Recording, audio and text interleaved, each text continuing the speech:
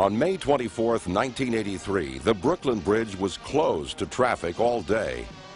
New York City was holding a $3 million birthday party to celebrate the centennial of its oldest, most famous bridge.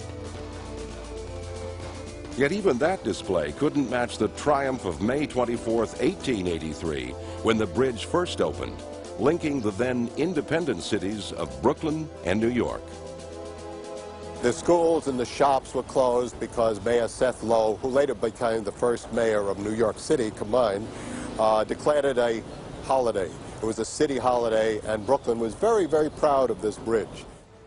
By overcoming the geographical separation between Brooklyn and Manhattan, the Brooklyn Bridge led to the 1898 merger that created Greater New York. Before the bridge, Brooklyn had been a rural community, even though it had the third largest population in the country. Cheap housing led people to settle there, but all the jobs were across the East River in the thriving business center of New York. By 1868, there were over 50 million commuters a year. There has to be a demand for the service of a bridge.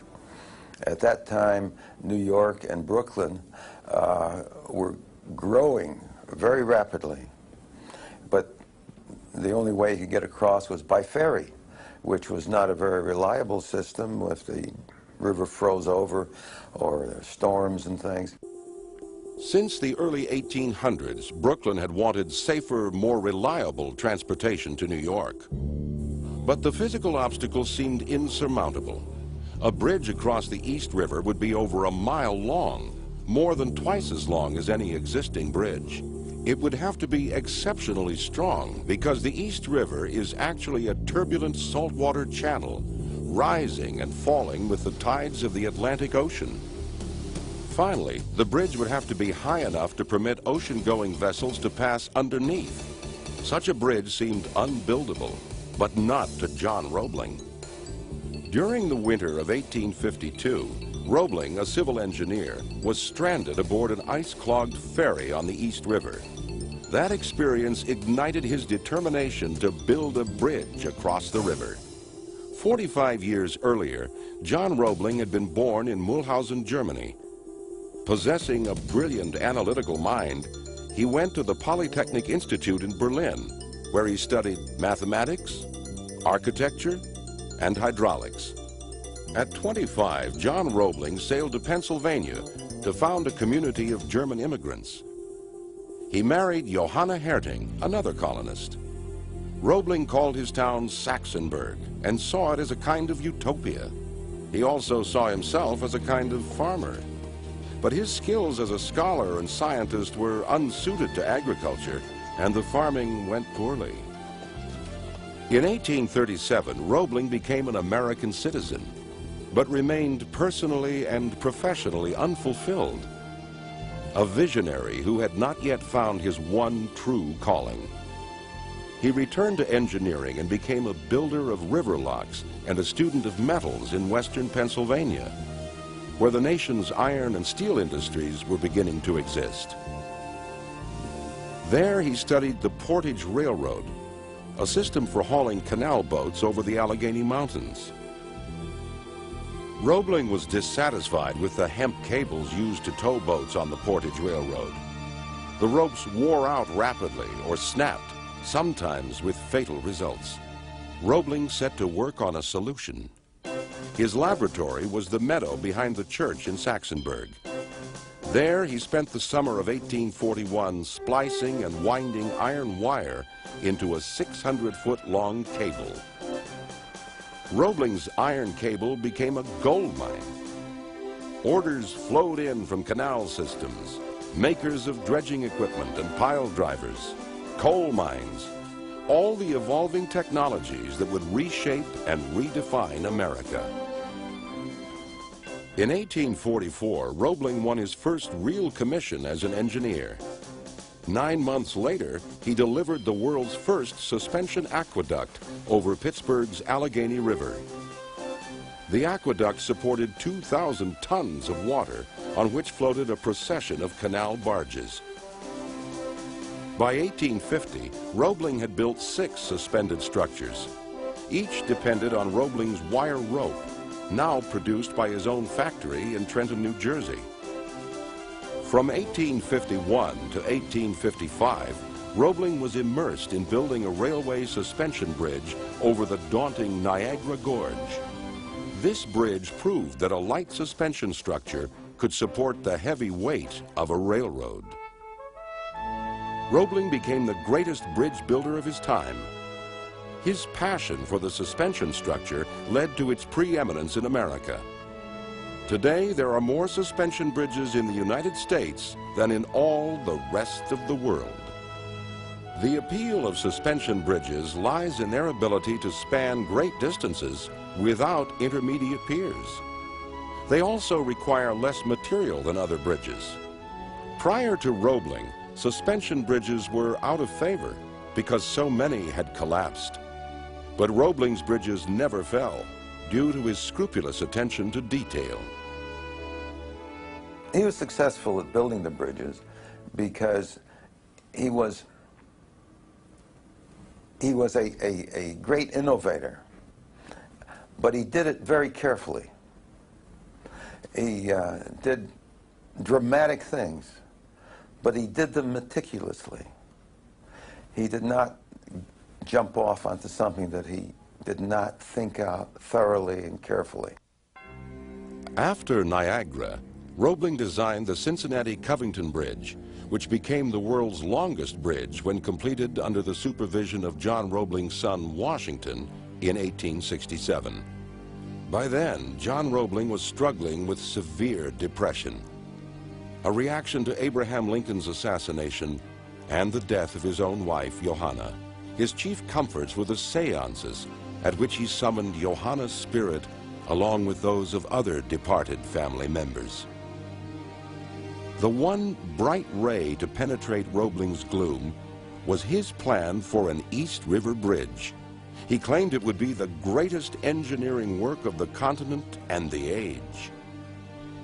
Roebling envisioned a bridge with one central span, held aloft by 4 cables strung from 2 towers.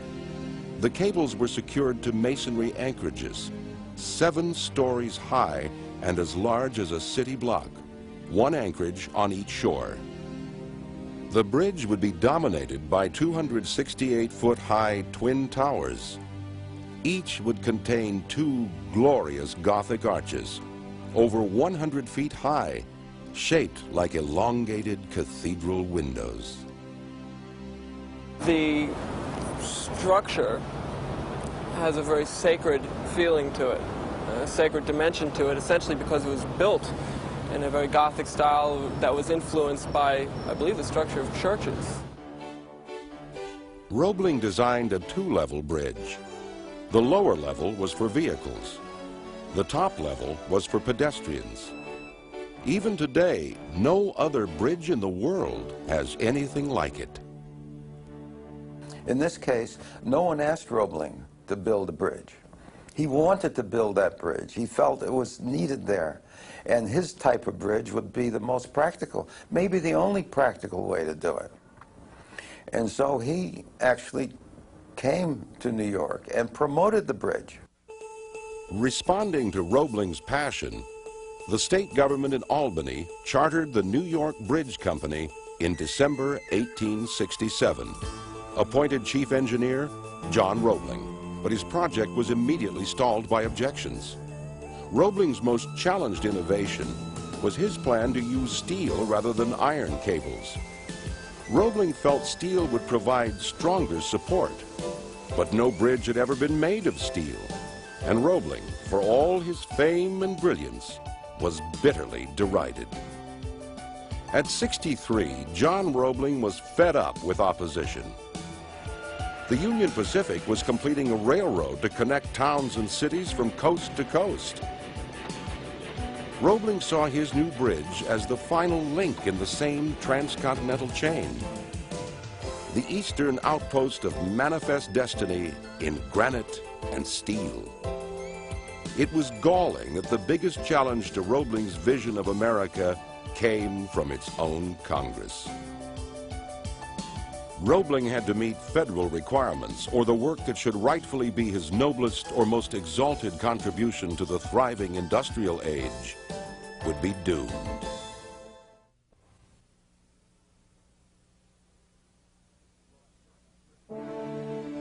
The most strident critics of the Brooklyn Bridge were leveled by John Roebling with one brilliant stroke.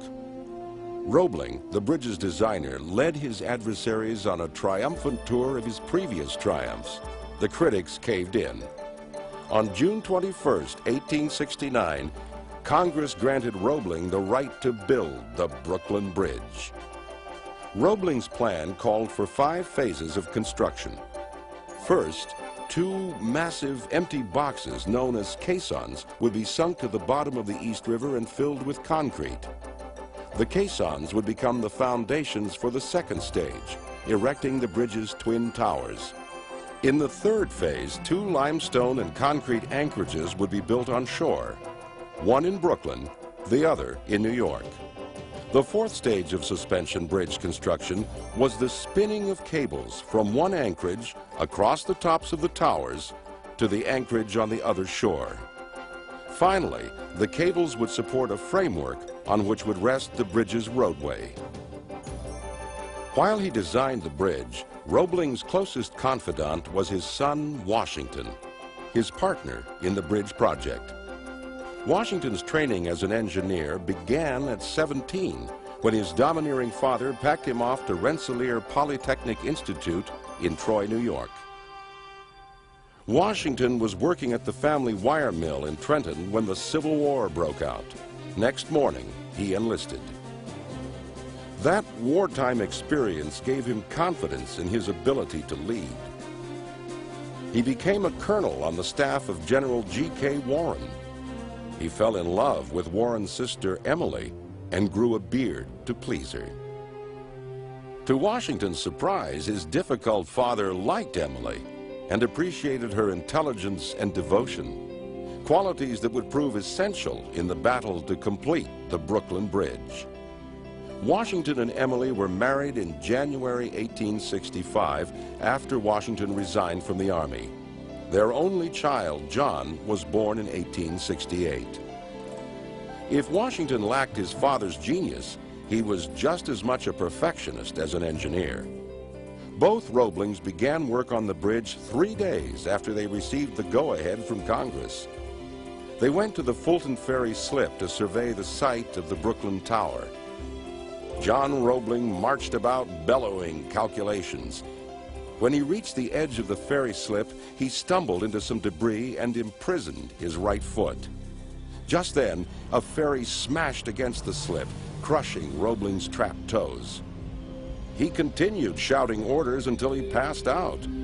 Ironically, Iron John Roebling became a victim of the ferries he was trying to eliminate. Washington rushed his father to a doctor who amputated the toes without anesthetic by Roebling's request. Roebling then fired the doctor and stubbornly treated his foot with water only, believing water was nature's own remedy. He had a very dangerous situation with his toes. He had to have them amputated. He was going to bathe them in hot water, and that would cure the toes. Gangrene set in, and tetanus eventually set in. Roebling had committed a typically headstrong act. This time, it was a hideous mistake. Had Roebling obeyed the doctor's orders, he would have lived. Instead, he died of tetanus 3 weeks after the accident. Following the biggest funeral in Trenton history, John Roebling was buried near the wire empire he founded. Flags flew at half-mast all over Brooklyn. How would the bridge be built without John Roebling, its guiding genius? Only one man was equipped for the challenge, but he would be taking on a gargantuan task that would nearly kill him, too. A month after John Roebling's death, his 32-year-old son Washington was made chief engineer. Except for some bridges he built for the Union Army, Washington had never been in charge alone. Now he would be trusted to implement every untested step of his father's vision. He was bound to make mistakes, Because the Brooklyn Bridge design was so revolutionary, there were no precedents to follow. Without his perseverance, Washington would have been lost. But it was his willingness to work side by side with his men that would prove essential in the first stage of the construction process, the sinking of the pneumatic caissons. The danger of this work could not be underestimated. Washington had studied caissons but never used them. It would take 3 years and as many as a dozen deaths before the caissons were securely in place. On May 3, 1870, the Brooklyn caisson was towed to its site. It cost over $100,000 and weighed 3,000 tons, or 1,000 tons more than the biggest clipper ship of the era. Designed to serve as the foundation for the bridge's massive towers, the caissons were enormous iron-reinforced wooden boxes open at the bottom. First, the caissons would be sunk to the muddy riverbed. But in order to support the tremendous load of the towers, the caissons would need to descend further beneath the riverbed, all the way down to the bedrock of the river bottom. The back-breaking work of excavating the mud and rock was laid upon hundreds of low-paid laborers. Workers entered the caisson through an airlock built into its roof. From there, they descended by elevator and ladder into the pressurized working chamber at the bottom of the caisson. Along the rim of the caisson's open base was a cutting edge. The cutting edge was designed to pierce the mud through which the caisson descended. As mud seeped into the working chambers, the men shoveled it into wheelbarrows. The more mud they excavated and shoveled, the deeper the caisson would sink. The men placed the excavated material in pits at the base of 2 water shafts. The material was hauled up and out by dredge buckets dropped down from above. This process of digging would continue until the caisson reached the bedrock of the river bottom. Life in the caisson was brutal. Men had to perform hard labor in unbearable heat, anywhere from 80 to 100 degrees Fahrenheit. They could barely see what they were digging because any light except the dim calcium lamps would have been too flammable. To most laborers, the working chambers with their deep shadows and confusing noises resembled Dante's Inferno. The job grew even harder when the caisson encountered boulders. At 20 feet below sea level, the boulders were so thick the caisson seamed and trapped. Washington knew there was only one solution: blast the boulders, despite the risk to the caisson's pressurized air. After extensive tests, Washington discovered blasting could be done safely with rifle powder. Excavation speeded up, but the work grew more unnerving. Worst of all were blowouts, loud, terrifying explosions caused by changes in air pressure. The so-called Great Blowout occurred one Sunday when an explosion shot mud and rocks 50 feet into the air. Miraculously, there were no injuries because Washington let his men take Sundays off. No one had been inside the caisson. The men escaped this disaster, but still feared being suffocated, crushed, and drowned. It took 264 workers to man the caisson shifts, yet the work was so dreaded that 100 men quit each week. The workers, Irish, German, and Italian immigrants, were quickly replaced by other immigrants more willing to endure the terrors of the caisson for a steady salary of $2 a day. Yet, the biggest threat to health was the mysterious malady known as caisson disease, or the bends. Symptoms included vomiting, excruciating cramps, and paralysis. As scuba divers and astronauts who breathe pressurized air are taught today, the bends are caused by excessively rapid decompression. This releases nitrogen blockages into the bloodstream, preventing oxygen from reaching body tissue. Tragically, no one in the 1870s knew what caused the bends. As many as 1/3 of the caisson workers were severely stricken by this affliction. The more quickly a man emerged from prolonged stays at great depth, the greater the risk, which made Washington Roebling, who always worked alongside his men, a prime candidate for the disease. Washington suffered his first attack of the bends the night of September 28, 1869. Fire erupted in the caisson. It was detected only after it burned through the roof. Washington arrived right away. But by 5 a.m. the next morning, the fire seemed over. Moments later, after 20 hours in the caisson, Washington collapsed and was rushed through the airlock. Reaching the surface, he doubled over in agony. He was rushed home and recovered for now. When fire was discovered again at 8 a.m., Washington took no chances and ordered the Brooklyn caisson flooded for 2 days. Repairs set the project back 3 months, but by mid-March 1871, after a 10-month descent, the Brooklyn caisson finally reached bedrock at 45 feet. The New York caisson was launched on May 8, 1871. It encountered no boulders. Instead, Washington faced a new problem: endless sand. How long would it be before this caisson reached bedrock? By late April, almost a year after launching, the caisson was 70 feet below sea level and still descending. At this great depth, most of the men suffered severely from the bends. Washington reduced the 8-hour work shift to 5 hours, but it did no good. 3 men died of the disease the following week. These were only the recorded deaths. Caisson workers believed there were more. On May 8, 1872, the entire caisson force went on strike. Yet 3 days later, most men returned, already feeling the pinch of poverty and lured by a raise to $2.75 a day. Attacks of the bends increased. Washington Roebling now feared it would take another year, another $1 million, and another 100 lives before the New York caisson reached bedrock. On May 18th, 3 more men died of the bends. That same day, Washington ordered the digging to stop.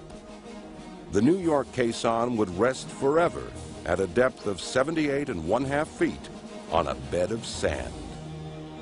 The decision was less of a gamble than many believed. The sand here was crusted solid, hard enough to batter iron tools. A few nights later, after inspecting the concrete poured into the caisson, Washington collapsed again from the bends. For several days he lay near death, but he survived by sheer will and went back to work, where he endured new attacks every week until the caisson was finally finished. Washington never regained his health. He withdrew to the Roebling home base in Trenton, a permanent invalid. He suffered savage headaches and pains. His eyesight was too dim for him to read or write. Hounded by visions of his own death, he would not return to the bridge during its construction. Meanwhile, work on the bridge continued. A trusted guardian angel kept the project moving according to Washington's plans. A guardian angel named Emily Roebling.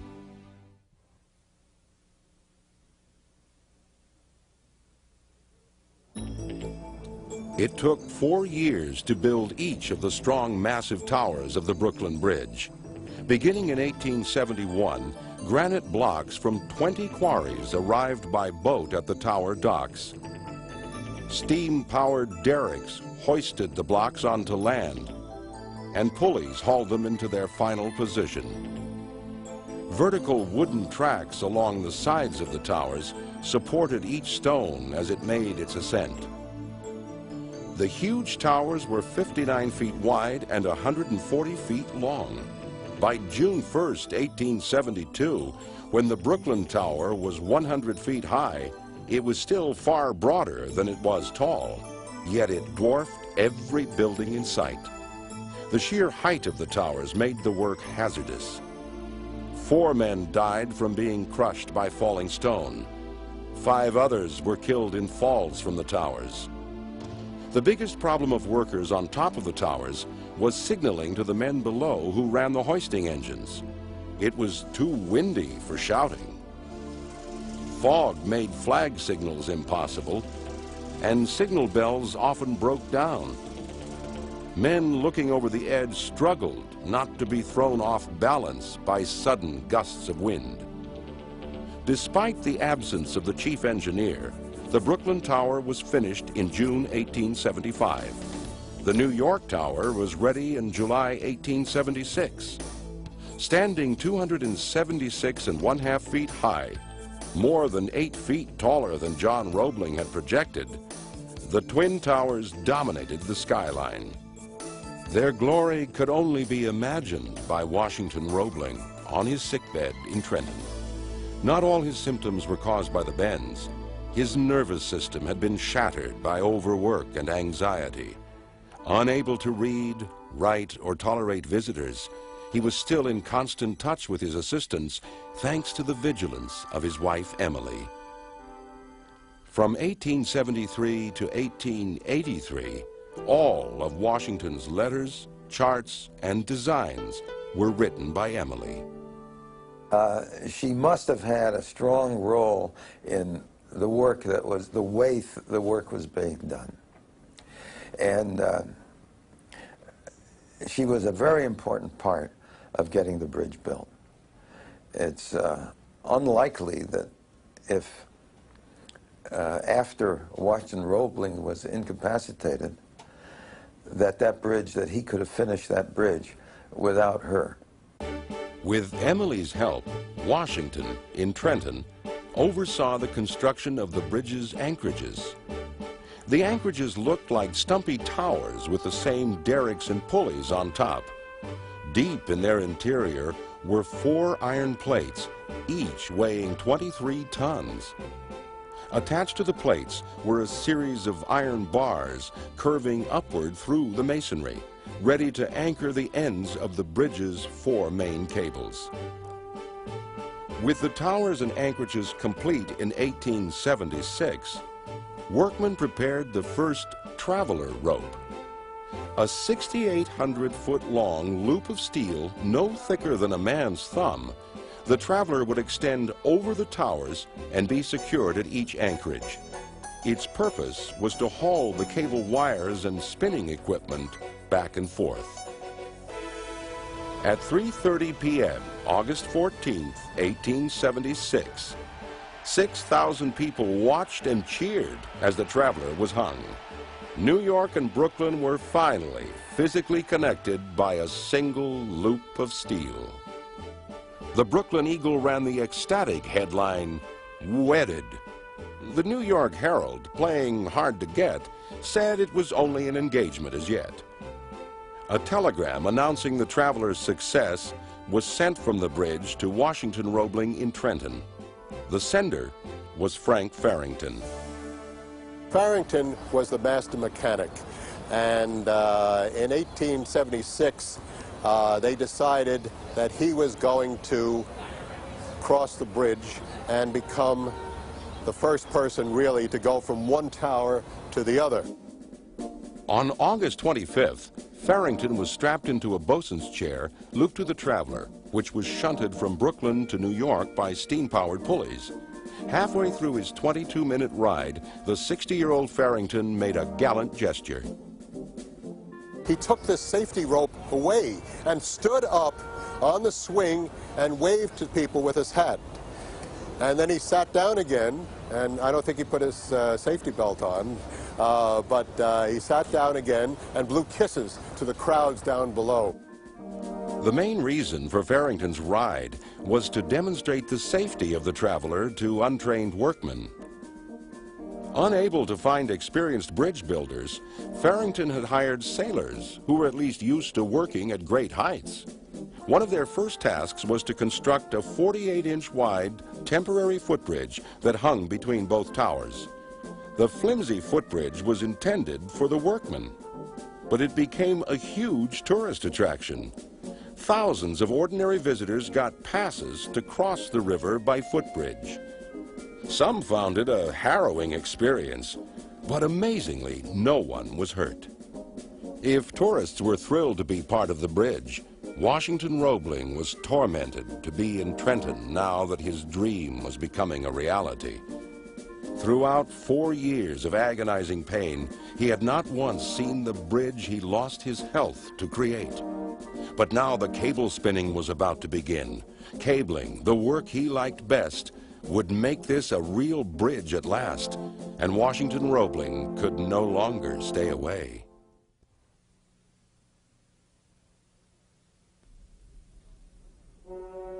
In October 1876, Washington and Emily Roebling returned to Brooklyn by boat.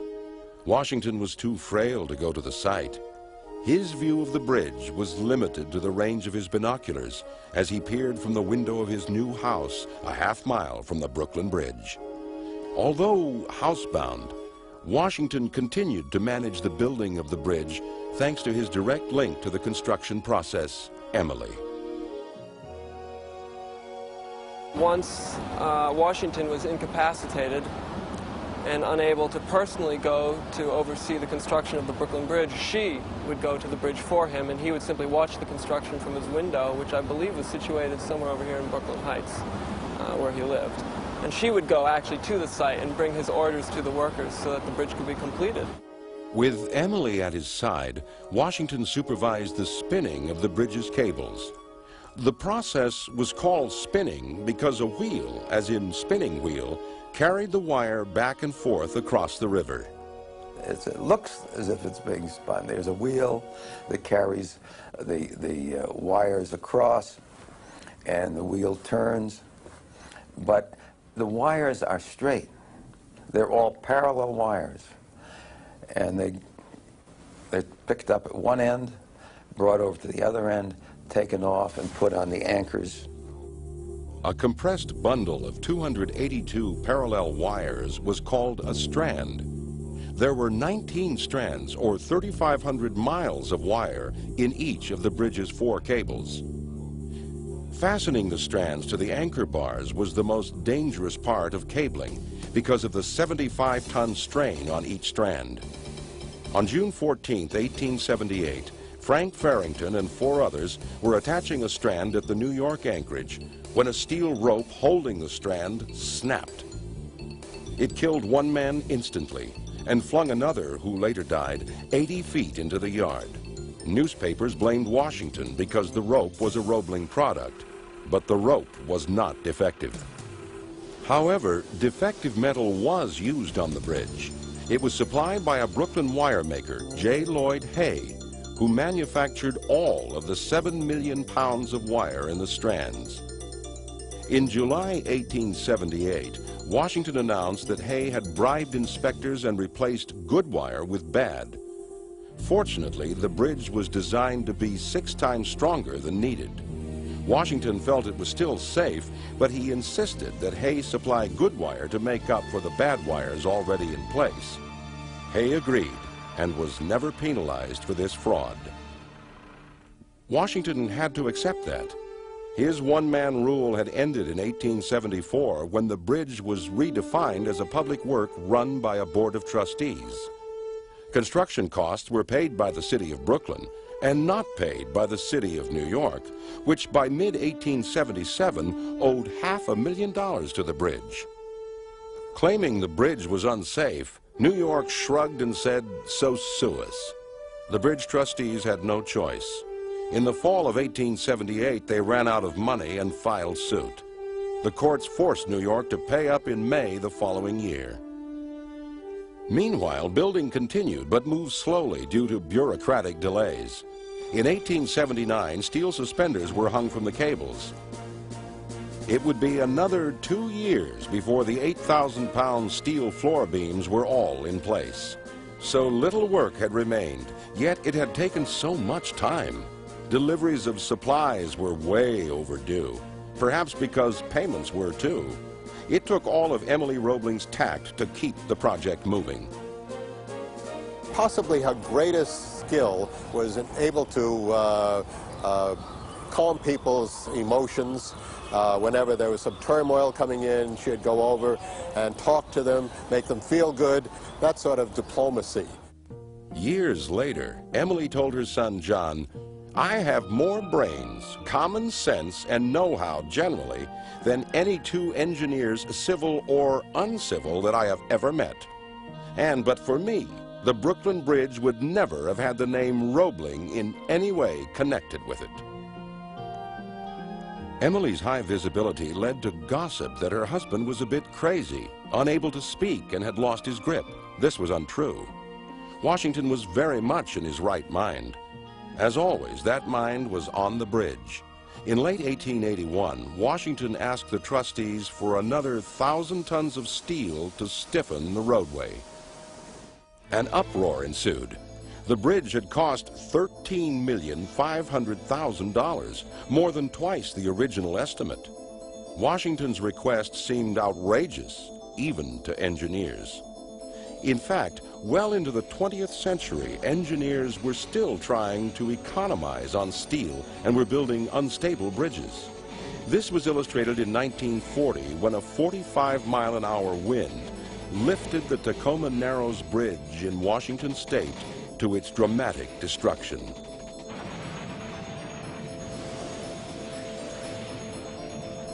History proved Washington right. Without more steel, the bridge's roadway would not have been stiff enough to carry the automotive traffic that arrived in the next century. But in 1881, additional costs were intolerable to trustees who had no loyalty to Washington Roebling. Half the board had never seen him. None had seen him in the past 8 years. His sanity was viciously attacked. Washington Roebling's job was in jeopardy. Never before had so many powerful people, including the mayors of New York and Brooklyn, sought his exit from the project.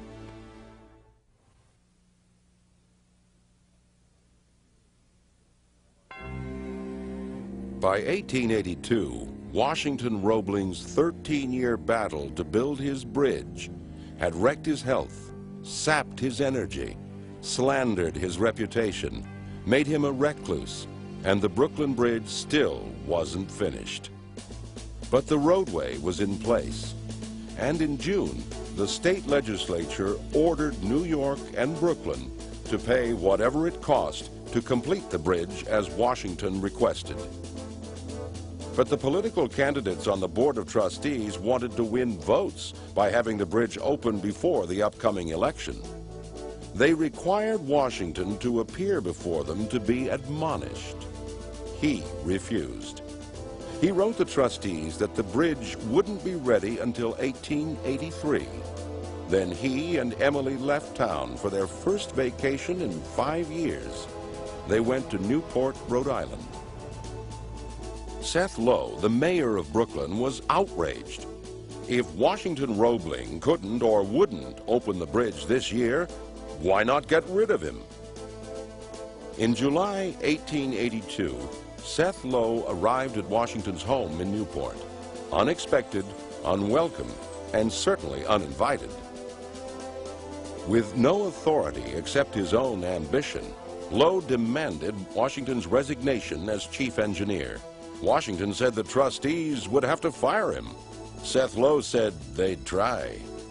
New York Mayor William Grace supported Mayor Lowe's resolution to replace Washington.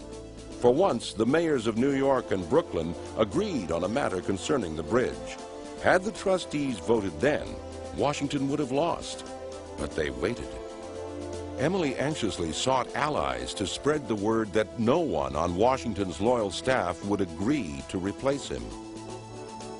Washington Roebling didn't care about allies. He told a reporter the trustees would say anything to serve their political careers. In September, by a vote of 10-7, Washington Roebling wasn't fired. Seth Lowe immediately shifted gears and said he'd hoped Washington would win. Not surprisingly, Seth Lowe had a long political career. Driven by carriage in 1883, Washington felt well enough to be driven to the half-finished Brooklyn terminal in person. He made his observations from the carriage window and stayed inside the vehicle. By early May, Washington was ready to test the effect of a trotting horse on the roadway. Washington gave Emily that honor. As people cheered, Emily and her coachman became the first people to cross the Brooklyn Bridge. Inside the carriage, Emily held a rooster as a symbol of victory, but she was the one who deserved to crow. It had taken more than 14 years, nearly 40 lives, and over $15 million. But the Brooklyn Bridge opened at last on May 24, 1883. It was decreed the People's Day. The entire city celebrated mankind's capacity for invention embodied in this wondrous bridge, leading from the limitations of the past to the infinite possibilities of the future. The day began with a parade of 7,000 dignitaries, headed by the guest of honor, President Chester A. Arthur. They called him the Apollo of America here. Good-looking man in terms of that particular time, and everybody turned out to see him. The other interesting person was the governor of New York, Grover Cleveland, who became a later president. And then they came down to this Manhattan end of the bridge here, where the president got out and walked across the bridge to meet Mayor Seth Low of Brooklyn. Afterward, over 150,000 people from every walk of life were welcome to stroll across the bridge for the price of a penny apiece. The only person of consequence who stayed away from the bridge was Washington Roebling. He watched the events from the window of his home. But Emily insisted that Washington receive his proper acclaim. That afternoon, she hosted a private reception. President Arthur, Governor Cleveland, and 1,000 other guests came to the Roebling home to honor the bridge's founding family. Through struggle, suffering, and sacrifice, Washington and Emily Roebling breathed life into the child born of John Roebling's genius, then clothed it in steel and granite to fulfill its destiny as the greatest engineering work of its age. On May 25, 1883, Washington and Emily left for Newport. Within 6 weeks, Washington resigned as chief engineer. He'd invested a full third of his life in building the Brooklyn Bridge.